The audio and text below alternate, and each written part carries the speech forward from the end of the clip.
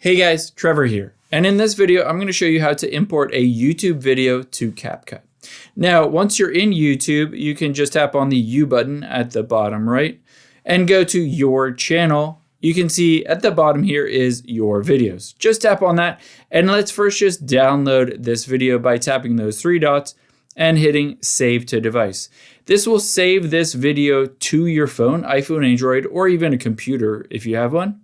And now let's bring this into CapCut. So open up the CapCut app here, and I'm gonna tap on edit and then new video. Now here you'll be able to see is that video that I just brought in. I can open it up or go to my library and then just hit add.